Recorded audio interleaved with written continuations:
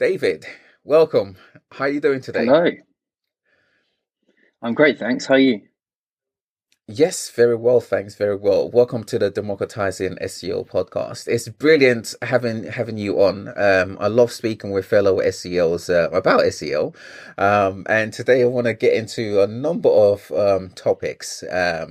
But as I like to do with all my SEO guests, I like to ask them how they got into SEO. So with that said, how did you venture into this crazy industry of ours? Cool. Well, firstly, thanks for having me on. Really good to be here.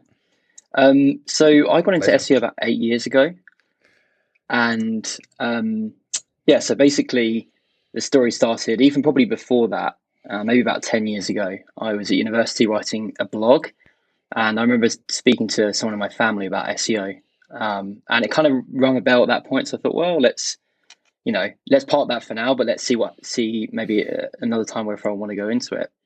And then when I was at university, I did a placement year, which was kind of a generalist marketing placement, like an internship for the year. And I did mostly PPC at that point, but I knew that I loved the website stuff. So when it came to finishing university after I'd finished my placement, I went back to the same company. It's a company called Air Charter Service. And I joined as basically an SEO slash PPC exec. So that's where the journey started. And my main focus was on the tech side. So I did that for about 3 years. And then spent a lot of time doing kind of the dual PPC and SEO role, which when I then moved on to Trainline, I realized that it was quite a different thing. And at Trainline, we just have, PPC or SEO kind of working together, but as separate Mm, specialisms. So anyway, I when I was doing the 3 years at ACS, I was like, I really loved the SEO side, and I felt like there's a lot more to learn. And I saw that Trainline had an opening for a technical SEO exec, so I went for it.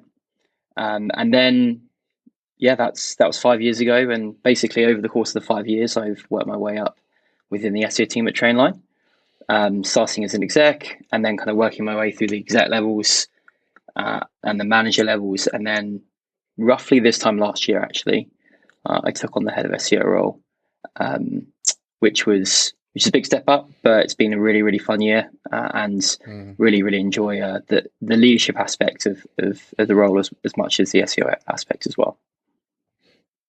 Awesome, awesome. What do you think it is about SEO that made you stick with it as opposed to PPC? Great question. Learning.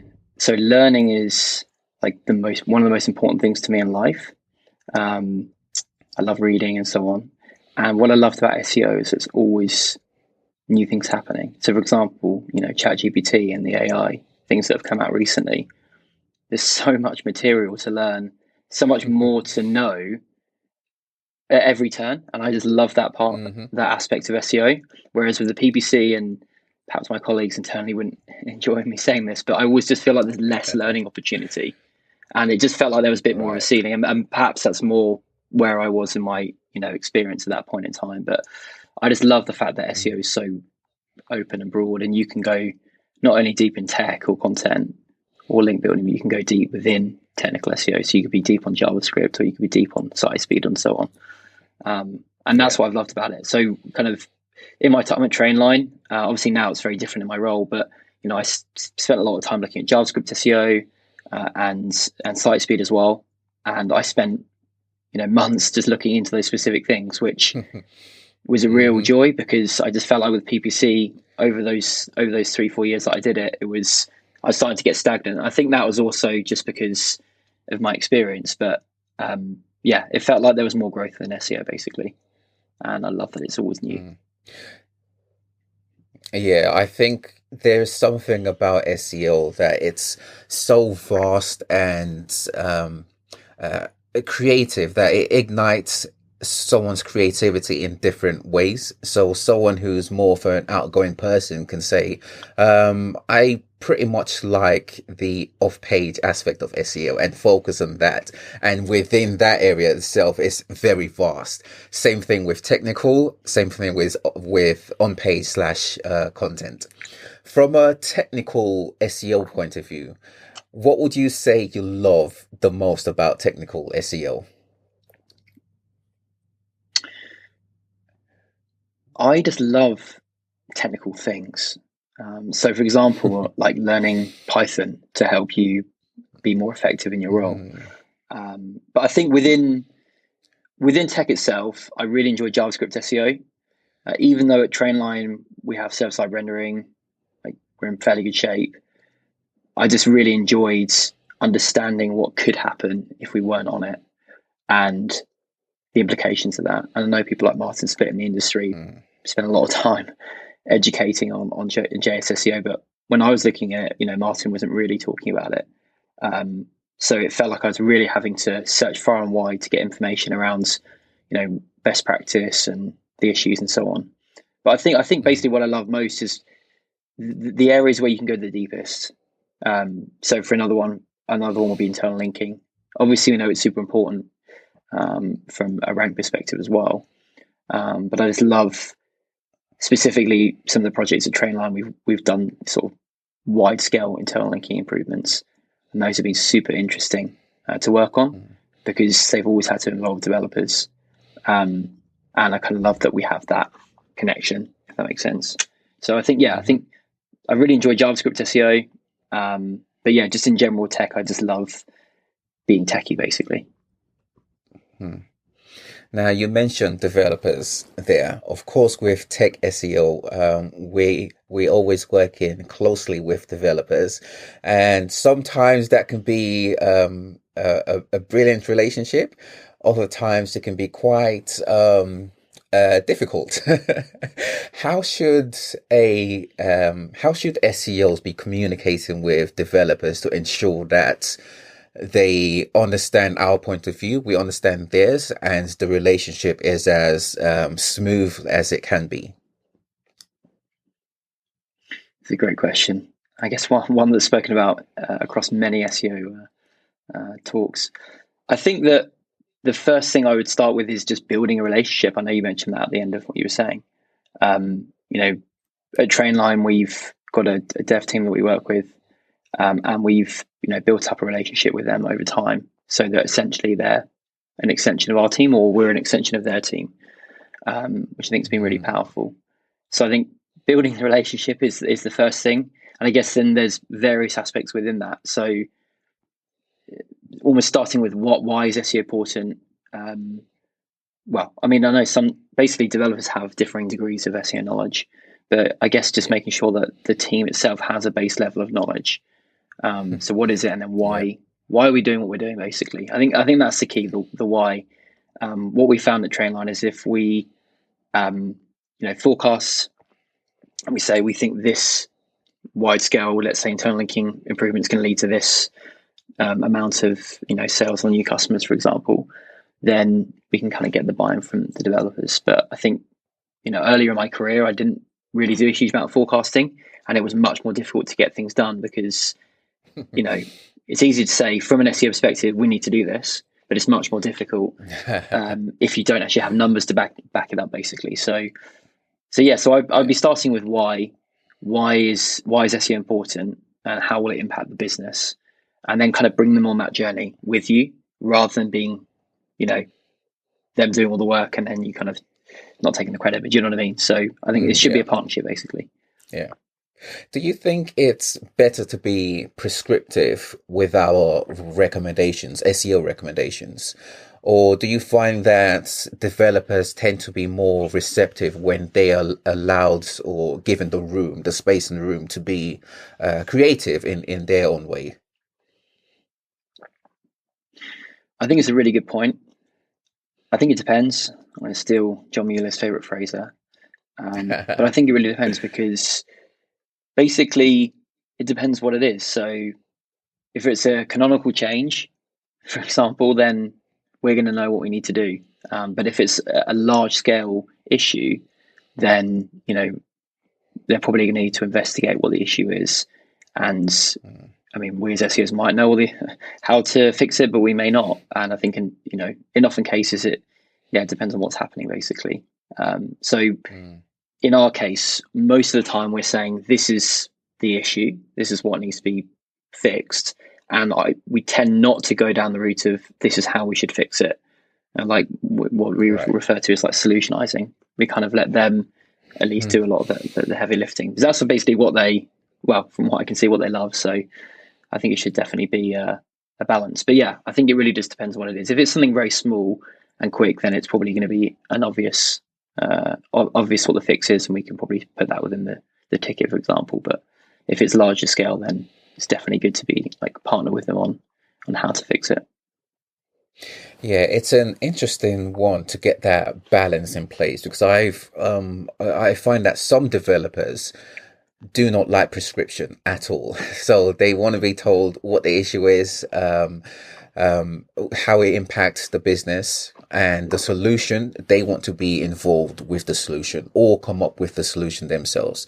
Being prescriptive, I find that, or this is my interpretation of it, is that they see it as SEOs trying to do their jobs. And whenever I've been prescriptive with a developer that I haven't built a relationship with first, they do not take too kindly to that. And developers, they're quite direct, as I'm sure you know. So they let it be known when they're not happy with things. So I think you're right. It's finding that balance in place. Sometimes it's difficult, but when you have that communication already established, it makes it a lot easier to establish, to ensure that you have essentially. Now, of course, from an SEO point of view, a lot of issues are. I want to be careful with the way I say this, because I don't want to come across as though I'm blaming other departments, right? But a number of SEO issues are inadvertently created by other departments, right? So using tech as an example, developers may change something on the site which negatively impacts SEO, unbeknownst to them, right? What do you think developers should be asking SEOs to avoid negatively impacting the SEO channel? Maybe I'd flip it. So what should we as SEOs be asking and wanting to kind of educate them? That's probably what I'd be doing. I'm like, in my experience, being proactive is super important. So, just internally, for example, every once in a while, we'll run an SEO 101, not just for the developers, but kind of the wider business, for kind of that exact reason, so that everyone's aware of, what it is we do, why we do it, and what are the common issues that could come up. So I think in my experience, those kind of things happened earlier in my Trainline career, but kind of as I've been there longer and the team has built up more clout around the business, these things happen less. And I think it's because of the relationships we build. Right. So that's kind of the way I see it. Like, what can we do? How can we evangelize SEO essentially to ensure that these things don't happen? And then it's kind of like preventative rather than, something comes up and then before we know it, we dropped out the index, for example. Yeah, by then it's way too late, right? And it's usually down to the SEOs, as in, why has this happened? And then the SEO has to figure it out, and then it can be very messy. I've seen it so many times, especially client side, where departments are fighting with other departments. Infighting is never good for business. From you mentioned evangelizing SEO there. How important is it? If you were to say to business leadership, okay, you have an SEO department, let's say there are 3 SEOs in the SEO department, but we also need to ensure that non-SEOs have a certain level of awareness of SEO, whether they be developers, website managers, content, etc. How would you pitch it to a business to ensure that they have your they support this endeavor to evangelize SEO? It's a great question. firstly, I think that it's absolutely essential. And I think in my role now, like that's probably one of the most important things I need to do regularly. And I think it comes down to communication. So firstly, I mean, it depends on where you start, but, over time we've kind of built up, as I said, internally at Trainline, I guess a clout within the business. But it's about building those relationships and communicating on and being proactive. So for example, if an algorithm update is coming, sending a message to senior leadership just to give them the heads up, or making sure that they understand the ROI of what we're doing. It's obvious that SEO has a strong ROI out, relative to the other performance channels, for example, but it's about communicating that, because otherwise it can just get kind of lost. So again, it comes kind of back to my previous point, but it's about being proactive. I think if I just stopped evangelizing SEO, and not getting in front of the senior leadership and the developer teams and so on, I think I would have a really difficult time of being effective. But essentially, as an SEO, as a senior SEO, you have so many moving parts. You have so many teams that you need to work with in order to hit your goals. We know that SEO works right across the business. It's not just about being in marketing, for example. So if everyone around us isn't kind of helping us and us helping them, then it makes it really difficult for us to achieve our goals. So yeah, to your earlier point, I would say that it's essential that we evangelize. And I know that I think it's the guy that does the SEO MBA. I can't remember his name. Tom Critchlow, I think. I think he's got a course on this. Tom, yeah. All around kind of managing upwards, and I really like that, because there's so many different blogs and great news sites out there. But what I love about him is that he's talking about something that's so important, and it's not necessarily as given as much airtime as JavaScript SEO, for example.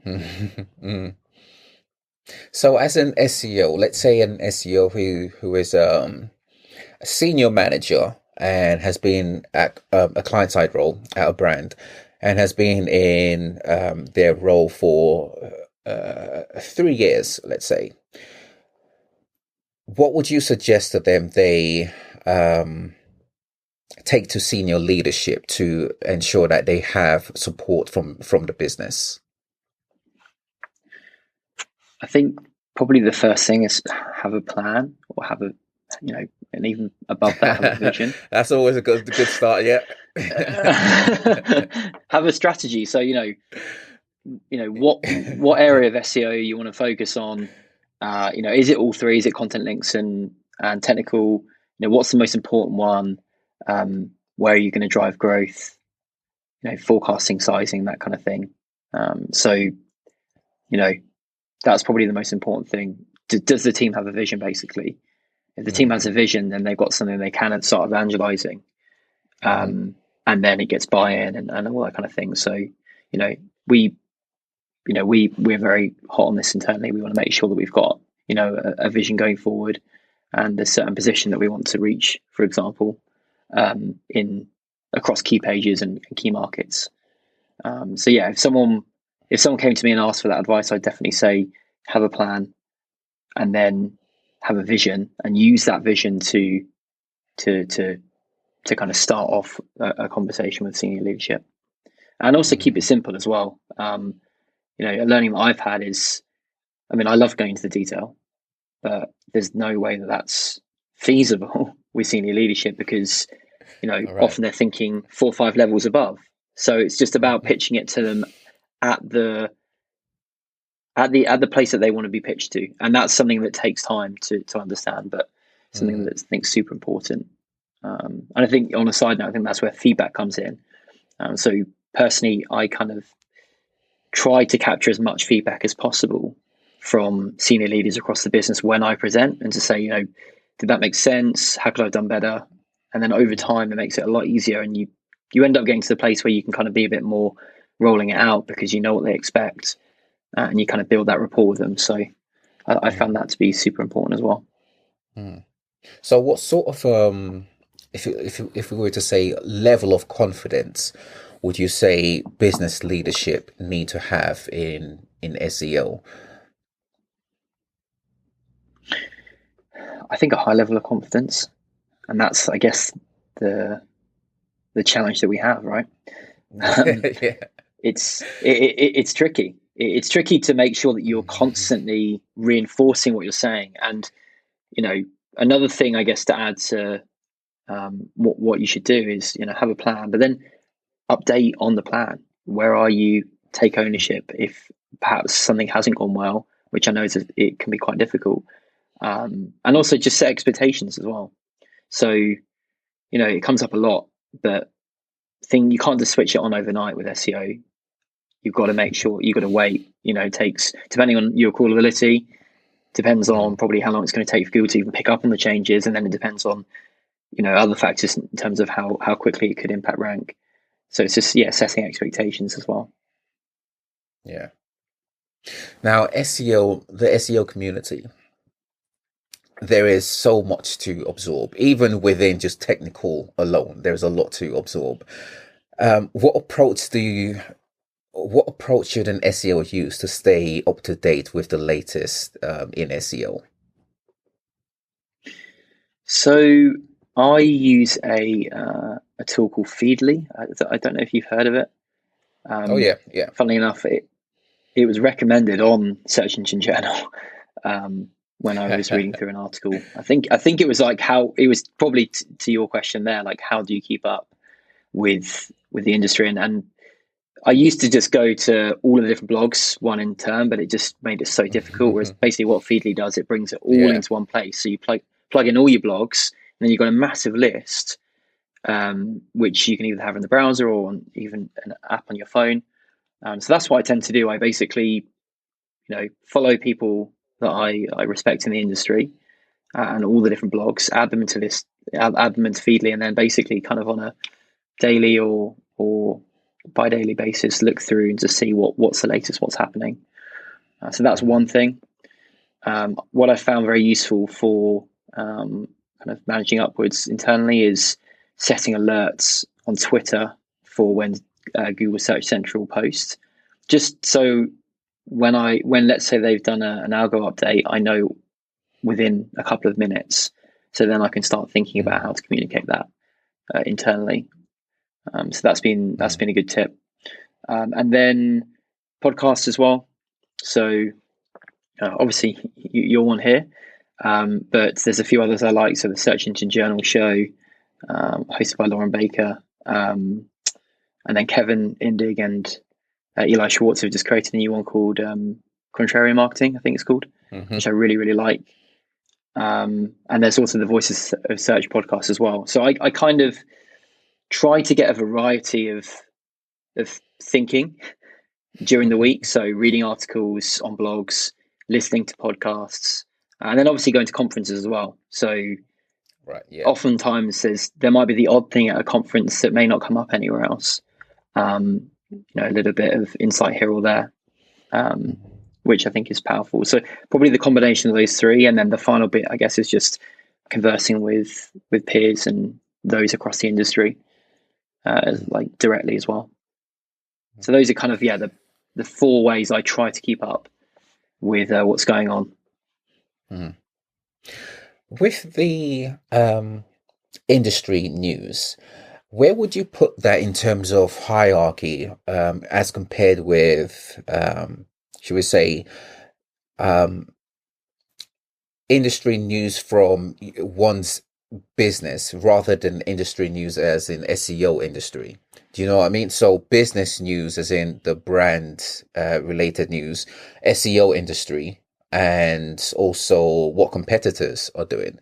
And in fact, a fourth one would be what searchers are doing. So if we put that as, let's say, how search is transforming industry, how important is the SEO industry news as compared to those other three areas? It's a great question. I think I guess it depends on the business that you're in, perhaps. For Trainline, I would rely on industry news perhaps internally as well.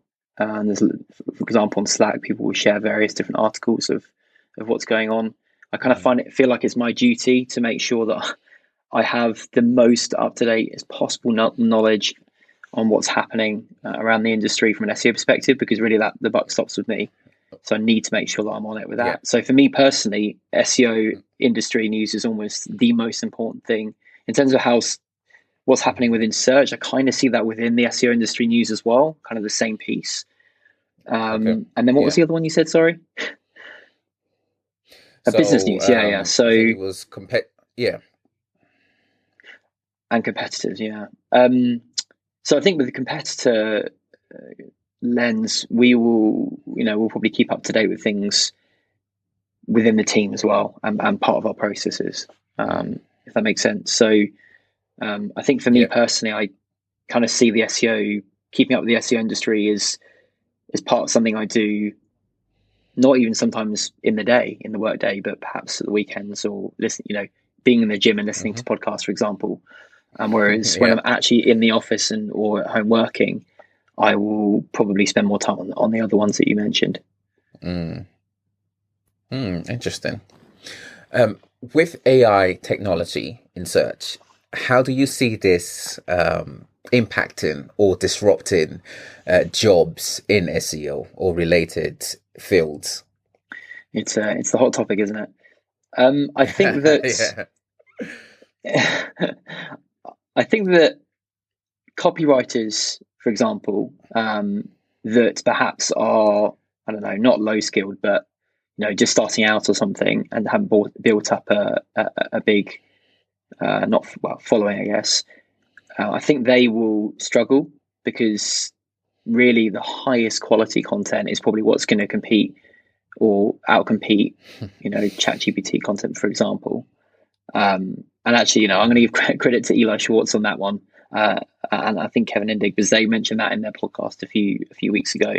That I think basically the most skilled people, I think, are going to benefit from this, because they'll probably be able to charge even more. But the people that are perhaps not so skilled are going to really struggle.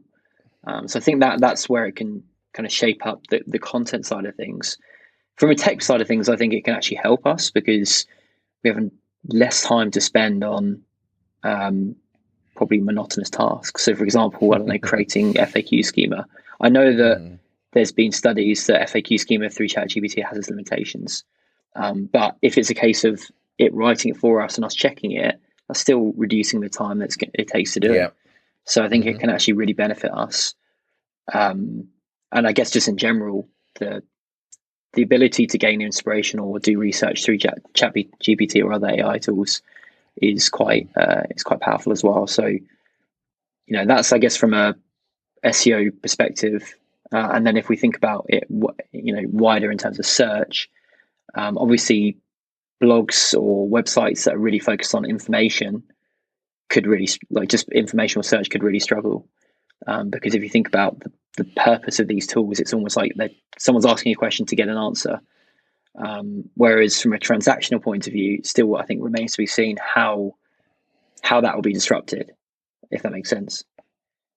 So, is someone going to search on ChatGPT or, even Google Bard, for example, book a train ticket from London to Manchester? How are they going to surface that, basically? And I know there's the kind of talk of citations and so on, but I still think we're kind of early stages, and it remains to be seen the impact it can have there. But I certainly think for informational search, it could change things.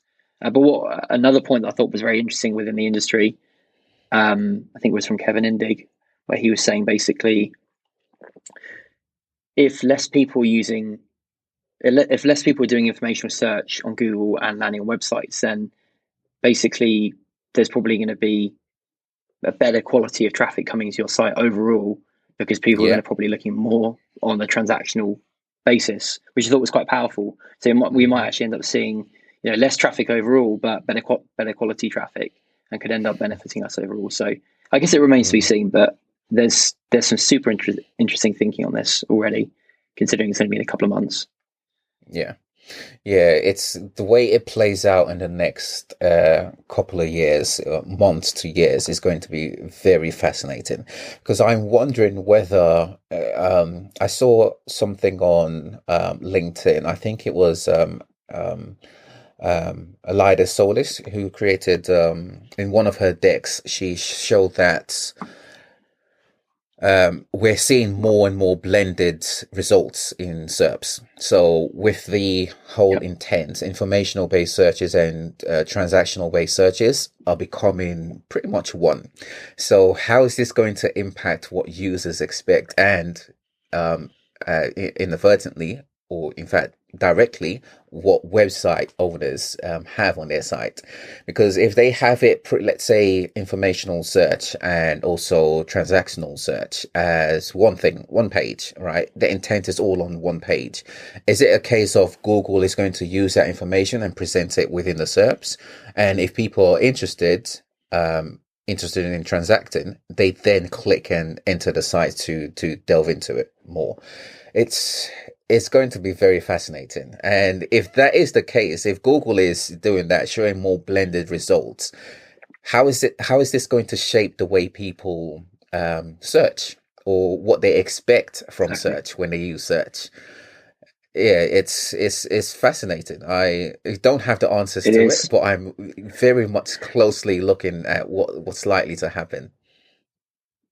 Exactly. Because if you think about it, it may not have any impact, it may have a little impact, it may have a massive impact, but I think it's our duty as SEOs to know, to be, preempt things and to try and understand what could happen, and to try Mm. not to be too blindsided by these things. So yeah, super interesting. I mean, I think in my time in SEO, I think this is probably the most interesting in terms of the amount that's happening in a very short space of time. Yeah, I don't know if yeah, I don't know if you'd agree, but certainly for a long time, it feels like it's a real absolutely. interesting time in the industry. I think this is going to be the most pivotal time in search. The next 2 to 3 years at the most. It's going to change everything within the industry, both in terms of what Google displays, what searchers expect, and what webmasters do to attract users. Because remember, the users we're aiming to attract, they're not our users, they're Google's users, right? They're coming from search, they're Yep. Google's users. So whatever Google is servicing their users, we have to ensure that we comply if we want to get that traffic. So yeah, I think it's going to change things dramatically and change things for the better. I also have a very strong feeling that brand search or brand led search is going to be more important than it's ever been. I had an episode with Jason Bernard, and we talked about brand led searches because that's what users, from what I'm seeing, are being trained to focus on when they search for something. So yeah, it's going to be interesting times ahead, I think. Agreed. I really like Jason. We did. Yeah, he helped us with some brand related search things. I think in 2021. So yeah, really really interesting what he's doing in the space. I feel like he's looking into Mm, things that others aren't. Perhaps. yeah. Cool. Moving on to frustrations, what would you say frustrates brands or leaders at brands about the SEO industry? I think. I mean, probably what comes up the most is the fact that you can't just switch it on. You can't, for example, you can't just pay for a listing. So Mm, it's the medium to long term nature of SEO, and probably we don't know, we don't know inside Google, and perhaps if senior leadership is used to paid marketing where you're given a lot more clarity, because obviously it's in the industry interest of Google and the search engines to give it, then it can be it's quite a different thing, isn't it? It's SEO mm, won't get really any, we're not going to get a lot of insight into Google apart from what they give us on the documentation and Search Central and so on. Whereas other channels are going to have a lot more, because they're spending, have a lot more clarity on how things can be. So, when we're forecasting, for example, it's just a forecast. Like, it's difficult to know for sure what's going to happen. We use the data we have available and make a judgment call, if you see what I mean. Whereas in the other channels, you can probably more accurately predict. So that would be what comes to my mind, at least. And probably it's probably kind of what I love about SEO, because I love the fact it's a journey. I love the fact it's more of a long-term thing. It makes it more interesting. It makes it more difficult. And by its nature, then more interesting, I think. Are they the same things that frustrates you about the industry? I would say no, not really. Maybe when I first started, because when I was doing PPC SEO, I'm like, wow, okay, this day I'm going to work on PPC, and everything is fairly clear, and I spend a bit more here, and I give them more value there. Whereas when I'm working on hreflang, for example, and trying to understand how cannibalization is working, or that kind of thing, it's much more difficult. But I actually liked that in the end. I think for me, what frustrates me is maybe not extreme opinions, but just opinions in general. I think at times we can be very opinionated in the industry, which makes sense because everyone's using their own experience. But I think at times it can personally frustrate me, and maybe it's not as inclusive as it could be. But that's just kind of my feeling, at least, and it really depends. I think that's probably speaking to maybe a minority, but I have seen at times people being extremely sure of a certain thing, and then sometimes I think maybe we should be a bit more, I don't know, less opinionated, maybe. Maybe more considerate, and just I mean, one thing that's super important to me is growth mindset, and I think like failing and learning, and that constant loop. Whereas sometimes I think that we can be a bit fixed in our mindset, like this is going to work, or this isn't going to work, or this is how we should do it. And I just think that shouldn't be the case. The same question to you, I guess. What frustrates you about the industry?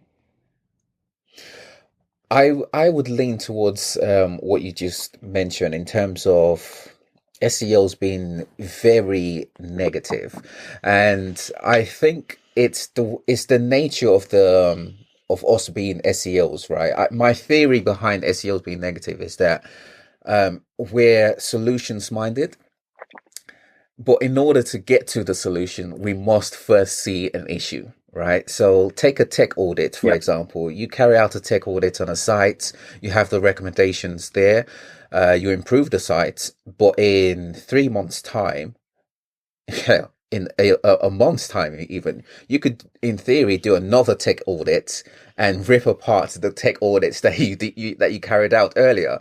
And that's because of our mindset, right? We have to find solutions to things, but before we find solutions, we find issues. Hence why we have issues, solutions within the tech audits.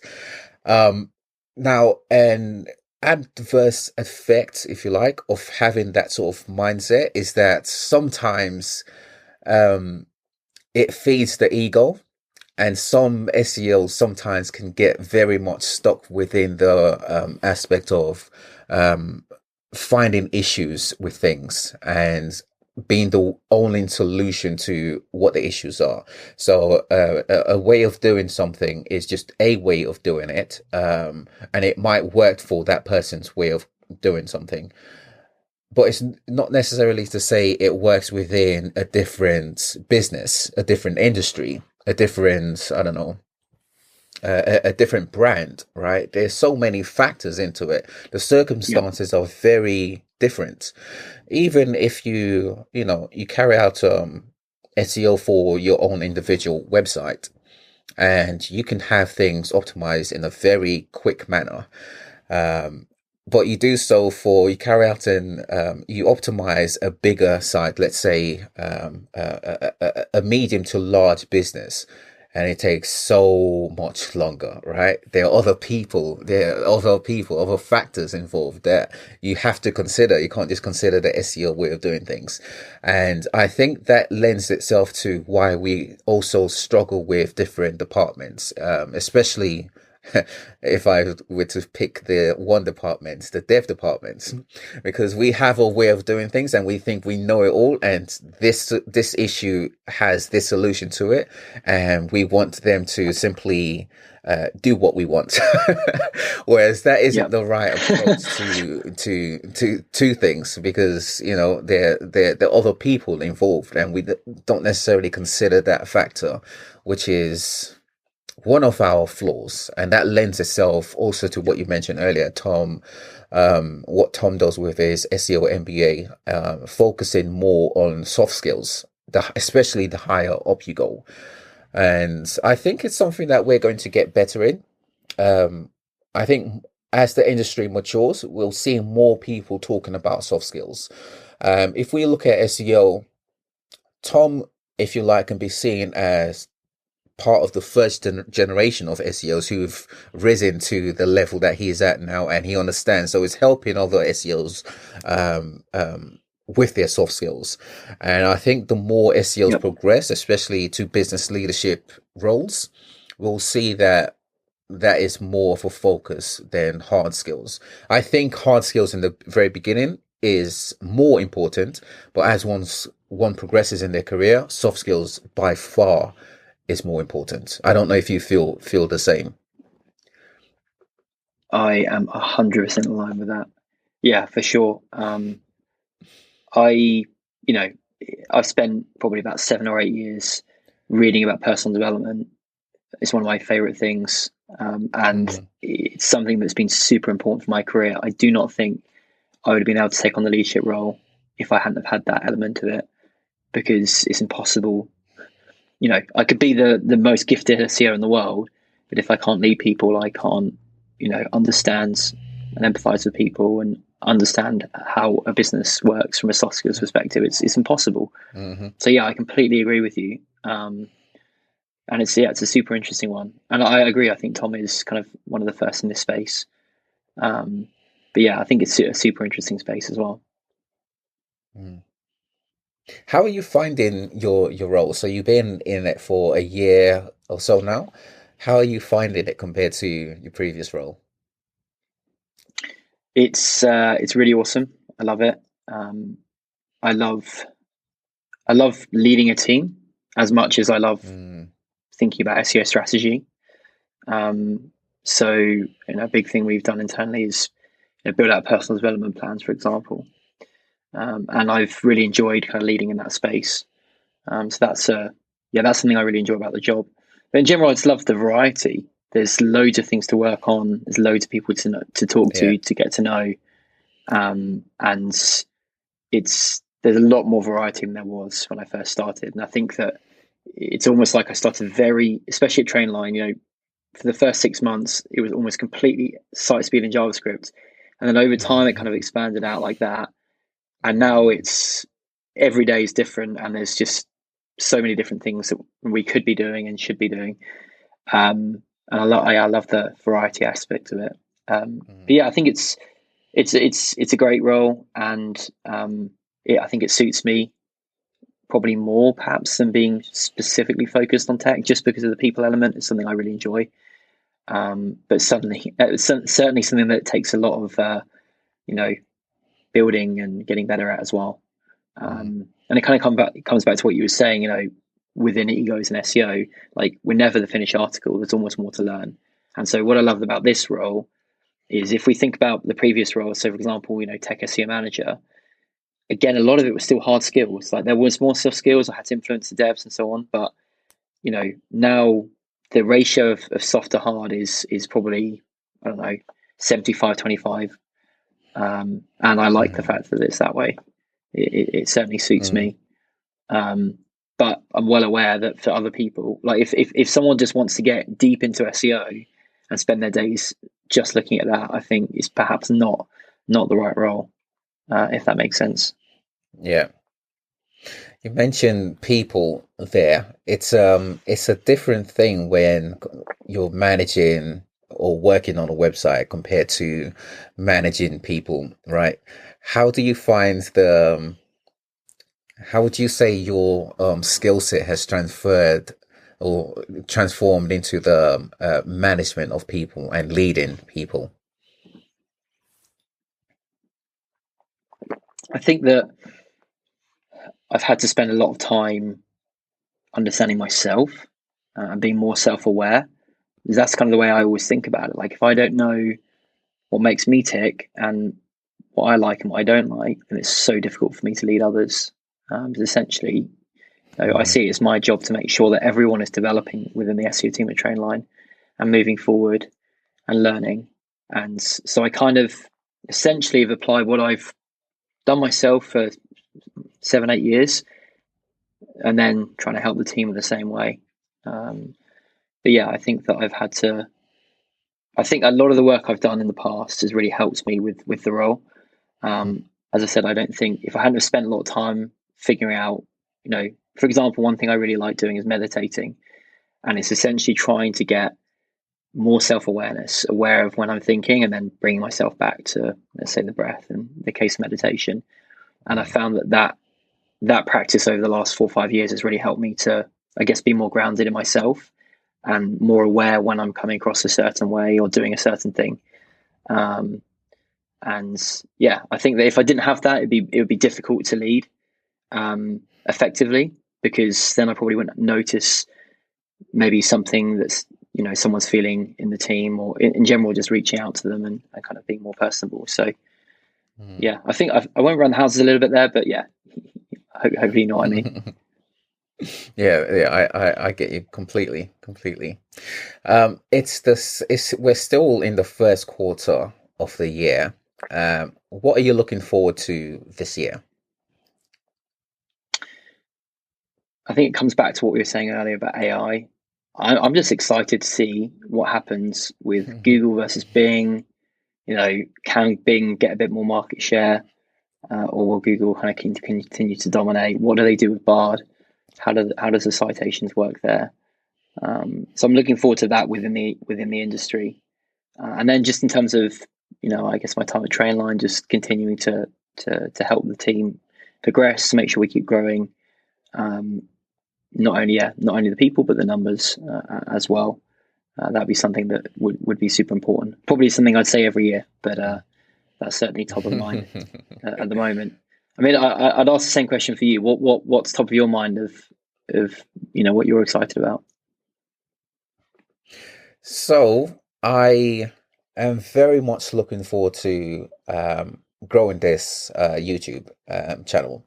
So initially, this is what I consider phase two of the podcast. Phase one was me monologuing every 10 minutes weekly. It was a weekly series on a range of topics every week, and it was audio only. Phase two, which is what we're in now, is me speaking with fellow SEOs, and it's now an hour long, or roughly between 50 and 60 minutes. And it's now a video based podcast, which is very strange for me, because certain things I am more of an audio person. So thinking Okay. of visuals is outside of my if we say circle of confidence or expertise, but I've had to learn a lot about video editing rather than just audio editing, which to me was a breeze. So yes, it's going to be continuing this twice a week. So it's a massive growth from phase one. And also, I've been spending more time on my website. So the Democratizing SEO website. And I'm aiming to add more content to both the YouTube channel and the website, but focused on two areas of SEO. One is branded SERPs. So Jason Yep. Bernard has been, of course, leading this area of SEO. That's an area that I'm very interested in, because it lends to my thinking of how people will be searching in the coming years. So I want to focus on that. And the second area that I want to focus on is what I consider level 2 optimization.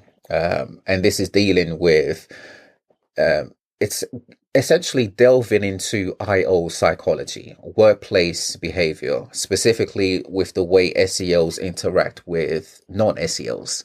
Hence why this podcast was created in the first place, because I have a background in client side SEO as well as agency side. And I understand both points of view, but primarily my focus has always been on client side, because I've always realized, even from my early years as an SEO, that the key to success is being able to implement recommendations. And in order to implement recommendations, you need other departments. You being the SEO needs to work with other departments, i.e. non-SEOs. And in order to do that, that delves into the whole communication, collaboration, ways of working aspects. And because SEO is still very much new within businesses, it's not the youngest channel, but it's still very new in businesses. It's an area that needs to be established. I think it'll be down to SEOs to establish that. I think SEO will be the ones who need to lead that within businesses. And my goal is to help businesses spread awareness of SEO to non-SEO so that they can implement recommendations a lot easier. Because I'm sure you can contest to this. The difference between brands who succeed with SEO versus those who struggle comes down to their ability to implement changes. And that all lends itself to how are SEOs and non-SEOs collaborating. If the collaboration is smooth, 100%. Then you'll see success in the SERPs. And if it's not, you won't. Basically, level 1 optimization is what I consider what SEOs do on and or for a website. Level 2 optimization is working with non-SEOs, SEOs and non-SEOs working together and to have recommendations implemented. And that's why I asked you about the whole people management aspects of things, because it's managing SEOs, direct report SEOs, as well as others who work with SEOs. So other departments, whether they be dev, social, PR, etc. So that's an area that I'm focused on, and that I'm thinking those will be the areas, those 2 areas, brand SERPs and level 2 optimization, will be what I continue probably for the rest of my career. So these are the starting steps, if you like. That's really, really, really cool to hear. I feel like you gave a super in-depth view of what you're excited about. But yeah, really, it sounds really good. I've already, since you reached out a few weeks ago, I've been listening to the podcast, and it's great to see how quickly you're building it up, and the guests you're getting. So it's been a pleasure to come on here and chat with you today. It's been a pleasure having you on. Absolutely. Where can people find you online? So primarily LinkedIn. That's where I guess spend most of my time. I do have Twitter as well, but I don't really use it. So I'll say LinkedIn. You can find me at David Lewis. If you just search David Lewis Trainline, it should come up. Awesome. I'll have that linked in the description so people can get in touch with you. Brilliant. Thank you so much, David. Thank you too. Really appreciate it. Thank you. Pleasure. Have a brilliant day, and we'll catch up again soon. Yeah, that was really good. Thank you. Cheers. Bye. Awesome. Cheers.